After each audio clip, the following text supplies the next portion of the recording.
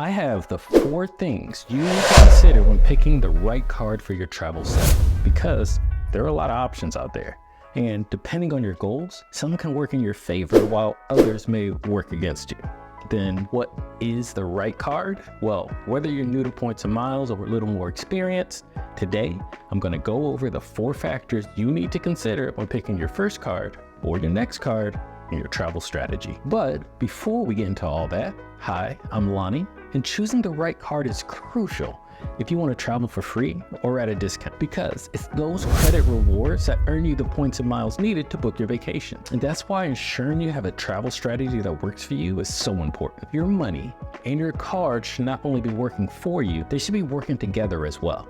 Now, I'm not going to tell you what to do or which cards to get in this video because there's no one-size-fits-all setup. Every person is different. In fact, I'm going to challenge myself not to mention any cards in this video. Instead, I'll walk you through the necessary steps to build or reevaluate a setup that works for you. And it's this part that's most overlooked. This is also where you normally hear about people getting a card because their friend told them it was great. It might be great for them, yes, but that does not mean it'll be great for you. So let's get into it. The first thing to consider is where the card can help you financially. This can be more simply answered as, where do you spend your money? We all have monthly expenses. The major expenses would be your rent or mortgage. Utilities, such as your cell phone or internet. Entertainment expenses, including your subscription and streaming services. Food, of course, buying groceries or ordering takeout. And transportation, which is gas for your car, or if you're in a metro area like New York, taking the subway or train. These expenses are not only your highest expense categories, but they also happen every month. And you don't get a free trial for that roof over your head. Because of that, I like to start here when deciding a card. Ask yourself, can I get any points when I pay this bill? If yes, we're starting off good. Now that we've laid that out, before we jump in and start applying for cards, we also need to discuss what rewards we want to get out of our new card. Now, this is where 2 things come into play, and I've mentioned it before. 1, what goals are we trying to achieve? Are you planning on using your rewards for travel or to get cash back? Because if you're on travel, then 2, let's pick our partners so our spending and our points both move us towards that goal. If you prefer cash back, then let's look for options that provide the best cashback options for our spend. Speaking of travel versus cashback, what card are you considering next? Let's take a poll. If it's cashback, hit the like button. If it's travel, hit the subscribe button. And if you're not sure, then leave a comment down below and we'll see if myself or another viewer can help you out. Okay?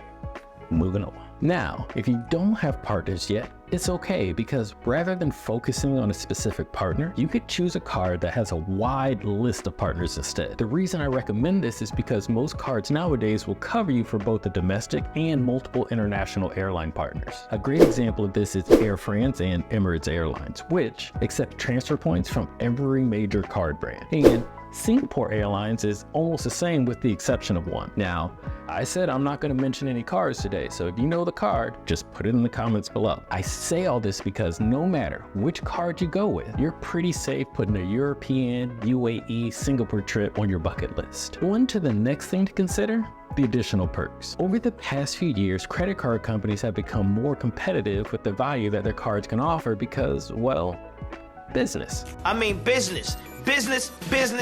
They want you to spend money on their card versus another bank, as they get paid every time you use their card. Because of this, these banks offer added benefits that can help you in your travel goals, such as global entry or TSA pre-check, access to airport lounges, or travel or rental car insurance. I recently had to use the travel insurance on one of my cards when I had a trip interruption. It ended up saving me over $1,000. And another perk that I think is often overlooked is cell phone protection. If you lost or broke your phone right now, tell me when it ruined your day. I dare you. And I used to work at Verizon, so I know how many of you actually have phone insurance. But for the rest of y'all, your card could cover a good chunk of your repair or replacement costs, ultimately saving you money. So once again, check to see what else or where else your card could assist you before you apply. Now let's talk about those annual fees.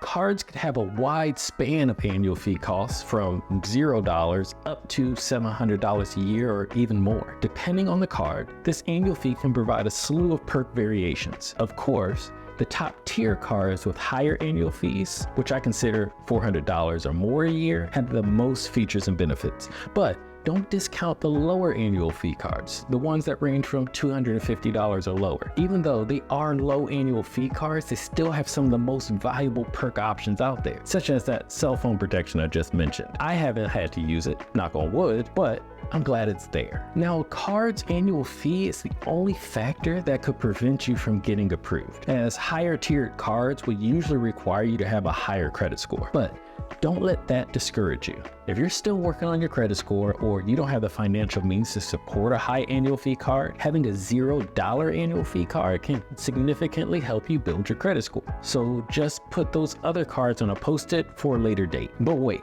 I know I said there's 4 things to consider, but I'm gonna give you 5 because I like your face. The one final thing to consider when choosing a new card is your lifestyle. Not everyone is in the same boat. Some of you watching this live in urban areas that require a car like LA, or take a subway multiple times a day like in New York City, or you could be in the suburbs or even a more rural area. All of these should be considered as you look to get your first or next card, as the perks of a card should also provide value in some way. A lot of these perks are why cards even have annual fees in the first place. If you don't shop at Saks Fifth Avenue, the $100 credit isn't working with you. Or if you live on a farm, and yes, I have friends that live on farms where they can't order DoorDash or get a Lyft or Uber. In this case, a $5 or $10 monthly credit isn't providing any value either. So just make sure you're satisfied with the value that you're getting. Now, my recommendation, start high.